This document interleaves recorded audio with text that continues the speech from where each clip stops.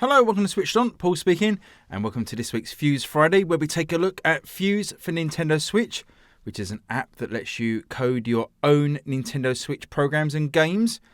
Really cool. Hope you're enjoying the series so far. And, we reviewed Fuze last week, so please check that out. If you're not sure what Fuze is all about, should be all in there for you. And what I thought I'd do this week is have a quick update of how my space project's going, if you've been following that from last week. I'll give you a quick update. Not too much to show there, but a little bit of a variation in the direction that we're going with on that one. Then what I thought I'd do then is to take a very, very basic look at Fuze, and a few people are still struggling, and I imagine people have been perhaps buying Fuze, still perhaps a little bit intimidated to start it or know where to start or know what to do. So what I thought I'd do is just give you 5 very quick sort of pieces of information about the very basics of the structure of a program. And again, this is not going to be any sort of tutorial. It's basically 5 sort of quick things that you can do. Just get some code down onto the screen, run it, and see results, and hopefully it will give you the encouragement to sort of dive into the tutorials a little bit more. Also, Ben and Dave from Fuze do excellent tutorials on their YouTube channel. So if you do want to dig into some more advanced tutorials, then have a look at those. Although we will be starting some sort of a tutorial series here very soon, just trying to work out when and what to do for that. So what I thought I'd do is start this week with a quick look at my space project, see how that's progressed. We go into the code and then run this. So nothing much has changed from this point of view. Still the idea here is the same. We travel around these hexes, and it's basically like a 4X game, so we're exploring, expanding, and all that kind of good stuff with the 4X games. But from when you land into a hex, the idea was going to be that it sort of enters like a shoot 'em up type of game, a side-scrolling shoot 'em up. I did try that, and it was proving to be a little bit too ambitious. So what we've got now is a similar sort of look, but it's going to be more of a turn-based tactical game, and it's heading more towards a sort of board game slant. So you're still landing a hex, you've still got your ship, you've still got enemy ships here, and this thing I'm whizzing around the screen is like a mouse pointer now that I've added in that will be used later on. And these enemies will still be randomized. So here we've got 2 grunts, but again that will be random, hex to hex. Could be any type of the 4 enemies, and any amount from 1 to 5 of those types of enemies that you have to take down. And you may notice the dice at the bottom. We're going to make this, as I say, a little bit more of a board gamey feel.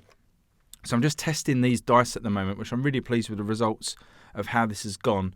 There won't be always 3 dice. You'll start with 1 yellow dice when you first start the game. That indicates your basic weapon. And then an orange dice will be an upgraded weapon, and a red dice is like the final stage of an upgrade. A yellow dice is worth 1 hit. Orange dice is worth 2. A red dice is worth 3. You have to roll a 6 to have a successful hit. If you roll a 1, it's an automatic miss. Anything in between, you can use some power. I'm going to have like a UI for a number of power. Don't know what it'll be, blocks, I guess, that you can earn as you go along.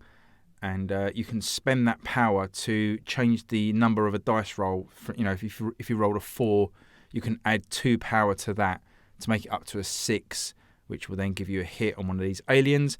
The plan is to then drag, or by some sort of UI, assign a dice to an enemy. So enemies will have shield values. These grunts will probably have a shield of 1, maybe no shield. Actually, I mean they got sort of 1 hit, and they'll be taken down. The next enemy up may have like a shield value of 1, so they can take 1 hit, which will destroy their shield, and 1 second hit will take them down, and so on. So if I hit these basic enemies with a yellow dice, if I roll a 6, they'll be destroyed. But for more advanced enemies that have got shields, it may take 2 hits, which means 2 hits from a yellow dice if you've only got yellow dice, or if you've got an upgraded weapon. So if I rolled a 6 on an orange dice, which gives me a hit, that's worth sort of 2 power, and that should take down one of the upgraded enemies. That's the idea of it. It's probably going to sounds a bit convoluted, but once it's in practice, I think it will flow quite nicely. What will happen as well is that when you choose to assign a dice, you'll see the shot from your ship will come here and hit this line. This sort of line is to indicate that there's a large distance between these two groups, so between your ship and the enemy ship. So the shot will come in here, and then a short period later, whether it's like a second or half a second, just to signify that the shot's travelled a distance, it will then pop out from this line and either hit the enemy or miss the enemy. Be a little bit of a random element where it comes out. Similarly with the enemy, when they fire at you, they'll fire their shots into the line, and then a short delay later, the shot will come out your side, and again, either hit or miss you. So if you, I'm probably going to have a button to roll the dice, but at the minute if you press A, you see the dice get rolled, and there's a result. So if we actually had these 3 dice, you can see that 6 would be a hit and does 2 damage. So we'd assign that to one of the enemies. And these dice here are 2s, so they're going to need at least 4 power to grant a hit, which is quite a lot, so you probably wouldn't do that. Let's have a look at another roll. So yellow dice has got a 5 there, so we could, when we assign that, we could assign 1 power from our supply, which will probably be a bar up the side here. We'd assign 1 power to make it a 6, which would be a hit. 2 we probably wouldn't bother with. 4 may be worth spending 2 power to take that up to a 6 to get a hit, and hopefully you see the idea and so on. So that's what we've got so far. Scrap the action section. It just proved to be too difficult to get some nice enemy waves coming in. I think if I did a dedicated scrolling shoot 'em up, I'd obviously have put more work into it, but the scope for this project is already quite big, and to get sort of a fully functioning horizontal shoot 'em up into it as well is probably a little bit ambitious. And I did spend a couple of days trying to get some nice movement on the enemies. They were sort of coming in and waving up and down, but it just wasn't quite right. And then I thought, this just isn't going to do it justice. So I quite like the dice rolling idea. I'm so big fan of board games from last week, and this appeals to me, and I enjoy making games that I'd like to play, and hopefully that translates, that sort of love of the project will come through, and hopefully it means other people will enjoy making it too. So we'll go back to the map. That's about it for now. There's a slight bug here that I'm not clearing all the enemies, so they need to be cleared, and the pointer needs to be cleared. But there you go. That's sort of the progress that we've got so far. Really looking to really push on with this project this week, but I've had a few other ideas as well. Just everything's kind of centered around Fuze at the minute. I'm really still excited to be using the program. So hope that's all cool. I'll give you an update on that one next week. But let's get to some of these basic tutorials now. So if you've used Fuze, if you're an experienced Fuze user, this next section probably isn't for you. And if you want to jump off the video now, that's fine. Thanks for watching. Please leave me a comment and a like below, as always. Really appreciated. And I'll see you guys next week. If you're sticking around for the basic tutorials, then thank you. And let's just start a new project here. I've got my keyboard, my USB keyboard handy. So I should be able to just use that from now on. So if we just call this basic tutorial, put my name in. And of course I will need the controller to get past this section.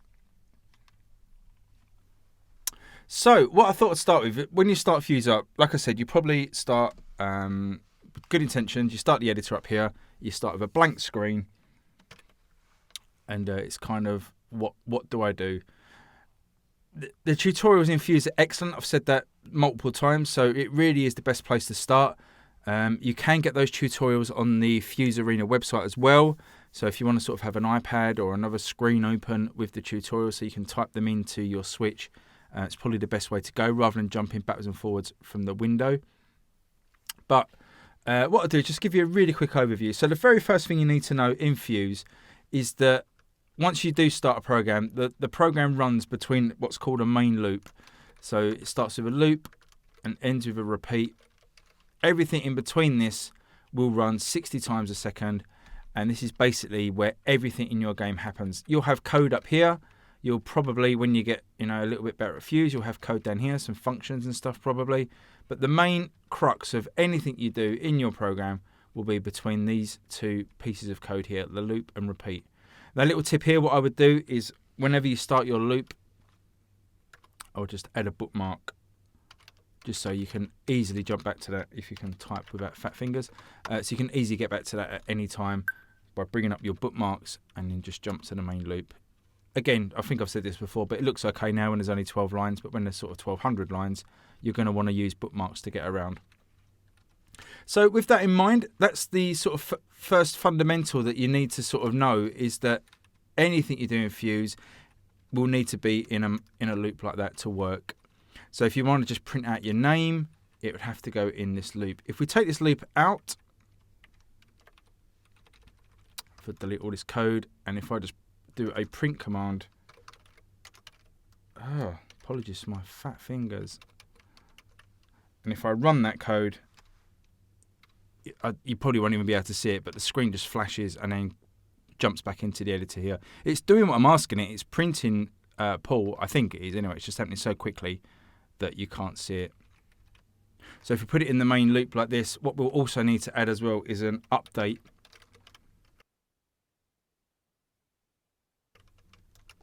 And what update does is basically update the screen with anything that's been changed within this main loop. And there you can see it's just printing over and over again. 60 times a second, it's just printing my name over and over. So that's the first bit of code that you could run. Right, a loop code. So loop, update, and repeat. And print something out. So print, open brackets, and then in inverted commas, you can put whatever text you want. It doesn't matter. And it will just print forever. And that will just keep printing 60 times a second forever and ever and ever until you stop your program. So the second thing I want to look at is a concept called variables. Now what variables are, imagine a shoebox and you put information inside that shoebox, and then you can go back to that shoebox at any time and pull that information out. This is a fundamental in coding. This is, an absolute basic. You have to get your head around this if you're going to be making programs, and it really is a must. So we're going to start with something really simple. We're going to make a variable called your name, and we're going to make it equal to your name. And it's as simple as that. Now what that's done is it's stored the name Paul in a shoebox called your name. And we can actually refer to that in the code at any time and use it as a replacement for an actual value. So in this program that we started, the first point in, we was printing out your name or your text here. What we can actually do is, instead of actually telling the program which value to print, we can tell it to print the variable your name. And what it will actually do is it will print out the value that's being held in your shoebox. So it's still printing Paul, but it's just printing it from the variable that we saved earlier. And again, you can change this.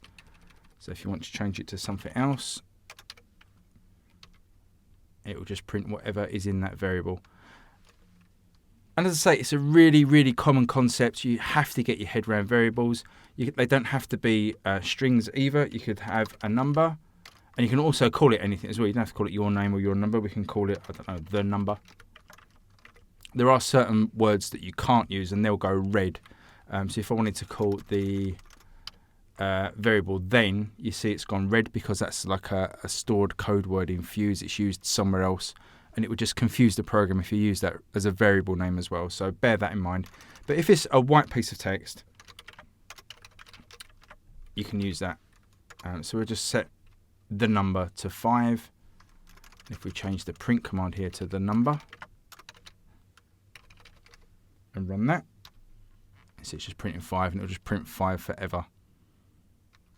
Now what it also helps you to do is to construct different strings or arithmetic using these variables. So if you did algebra at school, it's very much a similar sort of theory to that. But if I just show you a little bit of an example here, using the variables that we've already created, I could print the variable in your name, and then a comma means that we can put in sort of separators, different variables. So if we do the value your name, then we want to print a bit of static text out, which is just always going to be the same. So we could say is, and then we can put the other variable, the number, and then some more static text. And if we run that, you can see it says Simon is 5 years old. Just using the variables. So we've got the static text in blue, which will always be the same, but these values here in white can be changed and they can be different. So we could say here, change that to John, 32, and then when we run that, John is 32 years old. So hopefully that gives you an idea of how variables are used. Obviously, as your program grows, these will sort of get more complex. Not complex in terms of the idea, but complex in terms of how this value is saved. You won't always give a variable a static value like this. The variable, could be the coordinates from your joystick, which obviously will be changeable, or it could be the result of input from the user. But whatever the value is, it will get stored in this box, or the shoebox idea, and it can be used in your code later on. So the next thing we want to look at are if-then statements. Again, this is a staple of programming and really is something you should learn. So once you've had a brief overview here, and if you kind of get where I'm coming from, then perhaps have a look at the tutorials in Fuze and go through some of the examples there. But if I do a very basic, just type out what's called pseudocode, which is basically almost in English, but kind of explaining what the code does. So an if-then statement in Fuze would go if, and then you would put something here, so some check. So if a value equals another value, or something that you want to check or compare, you then type then, and you see here again the text is going red to signify these are Fuze keywords. So if something, then do something, and then we always end a if statement with end if. Now, because of how sort of easy and free that Fuze is to use, you can split this up into different lines, and quite often you'll have quite a lot of statements that you want to put in an if-then statement. So you may have to spread them over a few lines like this, and then what you would normally do is indent a code like that. So to do something else. Oh, probably not else is a good word, but do something more. And so on and so on. So you'd sort of indent it like this, and it just makes it nice and easy to read. But if the statement starts with if, you're going to be looking to end it with an end if. So in terms of our program that we're kind of typing out at the moment, what could we use an if-then statement for? Well, in our main loop here, we could say, and this again is where variables come in super handy. We could say if your name, so the code would go off and check the shoebox, lift the lid up, see what value is in there. So if your name, and then we're going to say equals. Now there's a concept here of using two equal signs, which actually means in programming languages, if the two values match. So if the value of your name exactly matches what we're going to be checking it against here. You see above, when we set a variable, we use one equals, and if we used one equals here, we're basically doing the same as this, which would always be true. But I don't want to get too bogged down into that because it's just going to get confusing. But just for now, when you're doing a comparison check, you want two equal signs. So we're going to say if your name is equal to John, then, and this is where we put our statements, we're going to say then print hello John. Okay, and we'll get rid of this line underneath. And then we're going to end that statement with an end if. So here is our if then end if statement. We're checking if the value that we've stored in the shoebox, we stored the value John, and then in this check we're going to say if your name equals John, then print hello John, and then we're going to end the if statement. So this is a check. So as you can see there, it's kind of hard to see because it's just repeating over and over and over, but it says hello John because this check is true. The check of if John, the value John, is being held in that shoebox variable, then we can print hello. So we can now do a different check. We can say if your name equals Mark, then print hello John. Now, what do you think is going to happen here? The values aren't true, so I would expect nothing to happen, because as a program reads through the language, it will stop at certain points. So as Fuze runs and it comes through this loop, it will get to this line, it will come through here. If your name equals Mark, an alarm will go off in Fuze and it'll be, no, that name isn't Mark. So actually, I'm not even going to bother going any further than this, because I know that's not true. So I'm just going to ignore the rest of line 6 once I get to this point and just carry on with the rest of the program. So if we run this, I don't expect anything that's going to happen. And we just get a blank screen, which isn't particularly helpful for a user. So what we can do then is another if statement. We can then say if your name,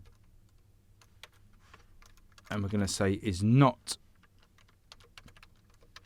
John, then print where is John. So this is kind of the opposite check of here. We're saying if your name isn't John, then print where is John. Now again, what do you think is going to happen here? The value of your name is currently John, so the program's going to get to here.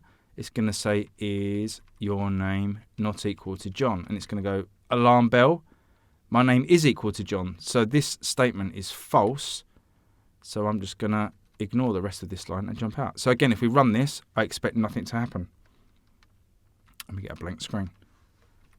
So let's try and change what we're storing in our shoebox to Mark and have a look what this will do to the lines again. So if your name equals Mark, then print hello John. That's not really useful, is it? Let's change that to Mark. So again, as Fuze comes through this, it will read this line, if your name equals Mark, which it now is on line 1. And then it will carry on with the rest of the statement and print hello Mark. So that's going to work. And then this one, if your name isn't equal to John, and that statement is now true as well because we've put Mark in. So it no longer in our shoebox is the value John. So this is now true. And it will then print the rest of this and it will say, where is John? So both of these statements on line 6 and line 8 are true, so both should get printed when we run the program. So you can see there, hello Mark, where is John? Hello Mark, where is John? So again, if-then statements, again, like I said about the last step on variables, will get a lot more complicated and say we'll have multiple, possibly multiple things in your if statement that need checking and updating. But there's the most basic. So that will still run the same, even though the bits of code are on different lines. So have a go, play around with that. You can sort of ask some questions, and when we start to get sort of user input, you can then ask a user his name or their name, and then you can make this comparison check. And or you know, an example, a program I made for my daughter was like asking her simple addition questions on the screen that she could type an answer in, and then I had an if check to make sure that the answer that she typed in was correct, and then it gave her a little sort of tally up of a score. So really is the basic starts of programs, variables and if-then statements really are the staples of any coding language. And so yeah, check them out, learn a little bit more about them, play around with them. If you've got any questions on these as they get a little bit more complex, then let me know below. Okay, for the fourth step, what we're going to do now is jump to something probably a little bit more complicated, but only because I think this, especially as the Fuze is on the Nintendo Switch and you're sort of hands-on with that unit all the time, I think what most people will be wanting to do is to make games, and to make games you're going to need to have control of a character, or you know, a car or a spaceship, or you know, anything. You're going to basically want to use the Switch's controllers to move something around on the screen, or to interact with the screen in some way. So I'm going to show you a very, very basic level, and again, don't panic, I'm not going to get into anything too complicated here at all. Very basic level of how to read your controllers. And with Fuze, it is incredibly easy to use a controller. It's literally as simple as first assigning the controllers to a variable, a bit like we did in step 2. That shoebox variable will always then hold whatever your controller is doing, and then we can check that variable to see, what button's being pressed or what joystick's being moved. Very easy. So I'm just going to do a very, very basic example. I'm not going to get into joystick movement. We're just going to check the buttons on the Switch, which are, probably the easiest thing to check. And just to show you really how easy it is in Fuze to do that. So we're going to make a variable called con. And again, this is just like your shoebox. It can be assigned anything. So we're going to say equals. And then in Fuze, the controls are read by simply typing controls. And then in brackets, the number of the controller you want to check. Now, a lot of coding principles, basically, you want to get into the idea into your head that in coding, a list of numbers generally starts at 0.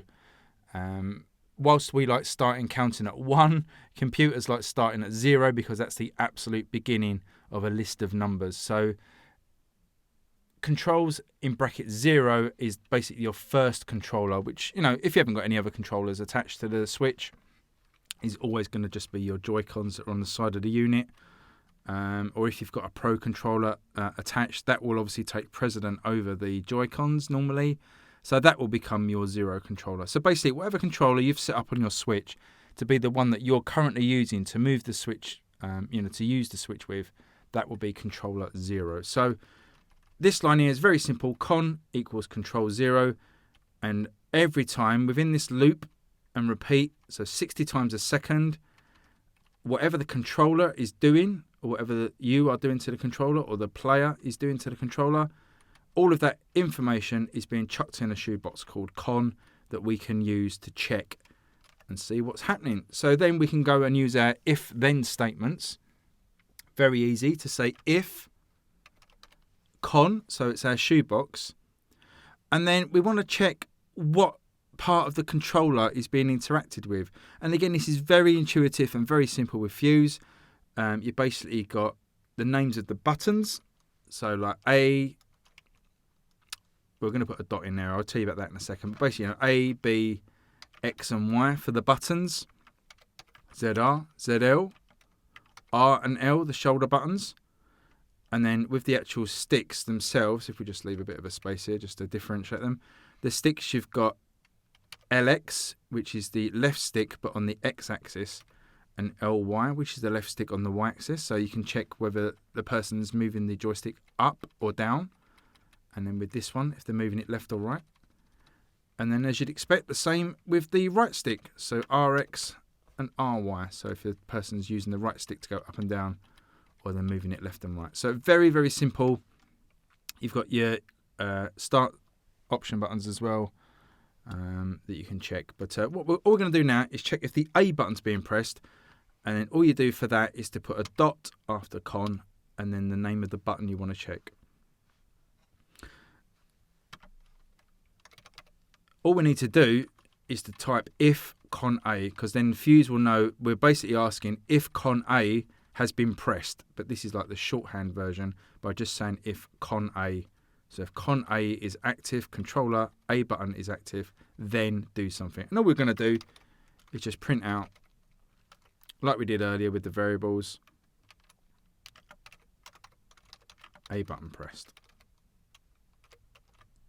And then we're going to end that statement. And that is all you need to know how to read controllers. I'm going to grab my Pro controller, run this program.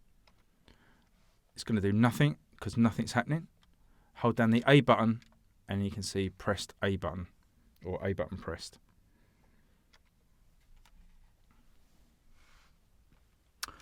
By the same token, we can have another check. We can say if con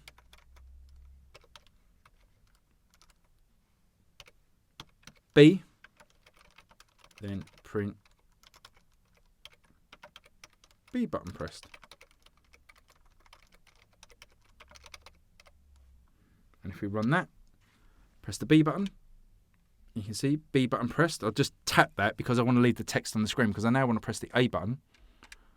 And you can see there you get a different output, A button pressed, and then we press the B button, it was B button pressed. So again, that is literally how easy it is to check for the controls on the Nintendo Switch within Fuze. So play around with that. Add in the extra buttons. Using the left and right on the joystick is a little bit more complicated. What I will do actually is I'm going to print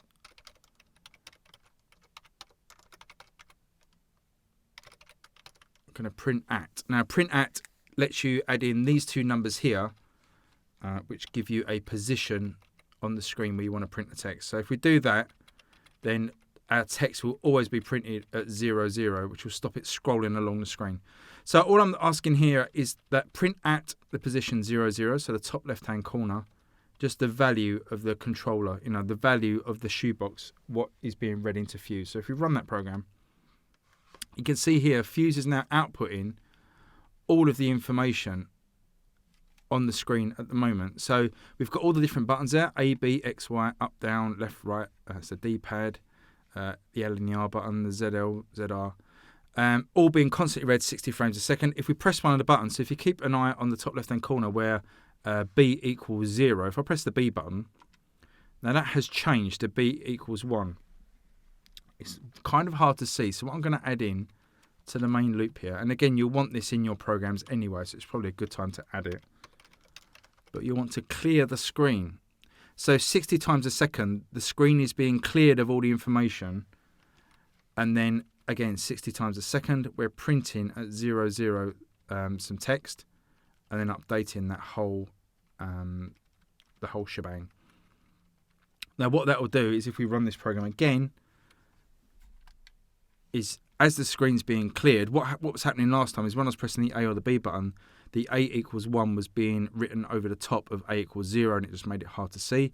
By putting the clear in, even though you can't see it, the screen is being cleared 60 times a second. So if you press the A button, whatever's behind it is being cleared and redrawn over and over and over and over and over. So you don't get that sort of overlapping effect. So it makes it a lot easier to see what I'm doing now. So I'm pressing the A button. If you keep an eye on that top left-hand corner, every time I press the A button, it changes to a 1. And then the B button, X, Y, up on the D-pad, down on the D-pad, left, right, left bumper, right bumper, ZL, ZR, left click, so clicking in the left stick and then clicking in the right stick, and then the values go off the screen there, but they will just carry on with all the other controls on the controller. So really simple to read the controls in. Hope that makes sense. Again, this is just a very, very basics, just so you can get something on the screen and try it for yourself. But there you go. That's how you do controls. Right, very last one, guys. Point 5. And again, it's going to be something a little bit more fun. There are other fundamentals that probably should speak about. But again, this is going to be more practical of, things that you're going to want to do to make your games. So I thought what we'd do is get an image on the screen. And again, this is pretty straightforward. It's at its basic level. It's pretty straightforward in Fuze. All we need is a variable. We're going to call it img for image. And then we're going to load an image. Okay. So we type the keyword load image. And then when we're in here, we can use the on-screen keyboard. And you can see media has been highlighted here. Or if you're using a USB keyboard, you can press F2. We'll do the same thing. But if we press media, and it will take us into the asset library of Fuze, where you've got some 10,000 different pieces of assets, from music to graphics, 3D models, all that kind of thing. Okay, so let's just find a graphic. We're going to go to the Fuze Technologies section here. These are all by different creators. All these blocks here will contain all their graphics. But we're going to go to the Fuze one. And they've got quite a nice simple cloud here. This would be fine, this cloud. You can see in all its glory and move it around and zoom in and zoom out. But if we press the Y button now, it actually pastes a link to the graphic straight into our code. So it saves us having to remember and type it out. So we're now in our shoebox called image, img. That's what our variable shoebox is called. We've now loaded an image of that cloud. So at the moment, we run the program, it's putting that cloud image into a variable called img that we can use later on. So in our code is a command called draw image. It really is as simple as that. And what this needs in its brackets is the name of the image. So the shoebox that we've assigned, img, a comma, and then it needs an X and a Y position on the screen where we want it to appear. So if we just do, keep it simple, we'll do 0, 0, which is the top left coordinate. So 0 on the X coordinate. Y is also 0, and that signifies the top left-hand corner. And if we run that, we get our cloud drawn in the top left-hand corner where we asked it to. So really, really straightforward. And have a play with that. Load different images from the asset library. Get used to pressing sort of F2 or pressing the media button. You can see as I get over, as I type in load image, keep your eye on the keyboard at the bottom. As I sort of cursor into those brackets, that media button lights up to signify that it can be used to load in an asset. And then within the main loop here, between your clear and your update, use a draw image, call the image in, and then play around with these coordinates. If we try, I don't know, 10 and 20, moves it a little bit further across. So if we imagine our screen's 1920 wide, 1920 pixels wide. So say if we want it in the middle, we want roughly half of that, which is going to be round about, I don't know what, 950, 960 maybe. Try 960. And say we still want it quite near the top of the screen. And there we go, it's kind of ish in the middle. Yeah, so there you go. Have a play with it. See how you get on. If we just combine that with a control statement. So we go back to adding in our controller variable on the 0. So we're checking for the controller that's currently attached to the Switch, putting it in the shoebox called con, and we can just do a similar sort of thing here. If con A, then draw image. Bit like we did in the last step when we was writing some text out to the screen. What we can do is draw an image to the screen. So if we run it, we get nothing. If we press the A button on the controller, it draws the cloud. Let go of the A button, it won't draw the cloud. So you can see that's a fundamental there of creating a game. You've got a controller input and you're drawing a graphic to the screen. I mean, that is basically what a game is, isn't it? You know, you're looking for control input from the player and you're interacting with graphics on the screen. So you've got, you know, very simple code, very quickly allows you to do that. And I hope that can inspire you to sort of look at some tutorials and sort of get going. Type some of this code out onto screen, what I've put up on the screen today. Pause the YouTube video, type it in yourself, and have a play with it. See how you get on. I hope that's been super useful. Again, thanks for watching. If you've stuck with it, this is really for sort of the very basics of Fuze, for very beginners that are sort of stuck there looking at that editor screen, being a bit intimidated, not really knowing what to do. Hope I've shown you how easy it is with just a couple of lines of code. You can get things moving, get things printing to the screen, have a play around with it, see how you get on. That's what programming is all about. If you've got any questions, please let me know below. I'll happily point you in the right direction. As always, come and join the Fuze Discord. Loads of helpful people on there. Fuze Arena website, again, it's a great forum. If you've got questions about Fuze or just need some help, jump on there. People are always really happy and willing to help. And thanks for watching Fuze Friday. We're back next week with another episode. Maybe if these go down well, hopefully expand these tutorials out a little bit and try and make some simple games. But we'll see how that goes. Another update on my Hex game. Hopefully you can crack on with that this week. And yeah, have a good week, everybody. And see you next time. Thanks a lot. Bye-bye.